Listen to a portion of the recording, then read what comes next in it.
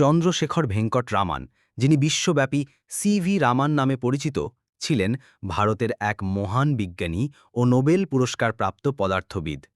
তিনি ৭ নভেম্বর ১৮৮৮ সালে ভারতের তামিলনাড়ুর তিরুচিরাপল্লীর তিরুভানাইকাভালে জন্মগ্রহণ করেন। তার পিতা চন্দ্রশেখর আইয়ার ছিলেন গণিত ও পদার্থবিজ্ঞানের অধ্যাপক এবং মা পার্বতী আম্মাল ছিলেন গৃহিণী।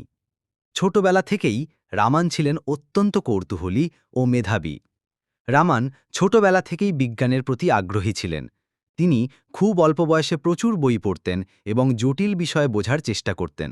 ১১ বছর বয়সে তিনি ম্যাট্রিকুলেশন পরীক্ষা উত্তীর্ণ হন এবং ১৫ বছর বয়সে প্রেসিডেন্সি কলেজে ভর্তি হন।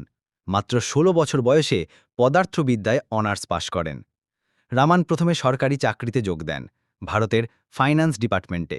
তবে অফিসের কাজের পাশাপাশি তিনি ফ্রি টাইমে বিজ্ঞান নিয়ে গবেষণা চালিয়ে যেতে থাকেন। ক্যালকাটা বিশ্ববিদ্যালয়ের Indian association for the cultivation of সায়েন্সে তিনি গবেষণা করার সুযোগ পান। এখান থেকেই তার বিজ্ঞান জীবনের প্রকৃত শুরু। ১৯২৮ সালে রামান এক অসাধারণ আবিষ্কার করেন, যা পরবর্তীকালে রামান প্রভাব নামে বিশ্বব্যাপী পরিচিত হয়। তিনি দেখান যে আলো কোনো স্বচ্ছ পদার্থের মধ্যে দিয়ে গেলে তার তরঙ্গ দৈর্ঘ্য পরিবর্তিত হয়। এই গবেষণার মাধ্যমে তিনি প্রমাণ করেন যে আলো কেবল প্রতিফলিত বা প্রতিসরিতই নয়, বরং এর কিছু অংশ নতুন তরঙ্গ দৈর্ঘ্যে বিচ্ছুরিত হয়। এই ঘটনাই রামান এফেক্ট নামে খ্যাত।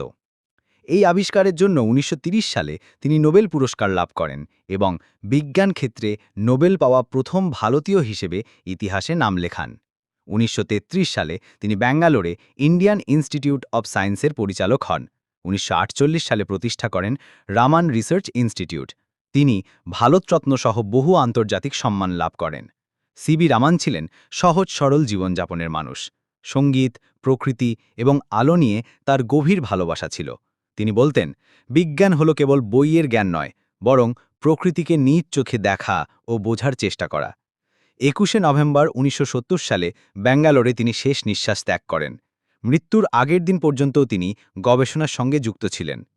সিভি রামান ছিলেন শুধু ভারতের নয়, বিশ্বের এক অমূল্য রত্ন। তার আবিষ্কার পদার্থবিজ্ঞানকে নতুন উচ্চতায় পৌঁছে দিয়েছে। ভারতীয় বিজ্ঞানীদের জন্য তিনি আজও অনুপ্রেরণার উৎস। তার জন্মদিন জাতীয় বিজ্ঞান দিবস হিসেবে পালিত হয়।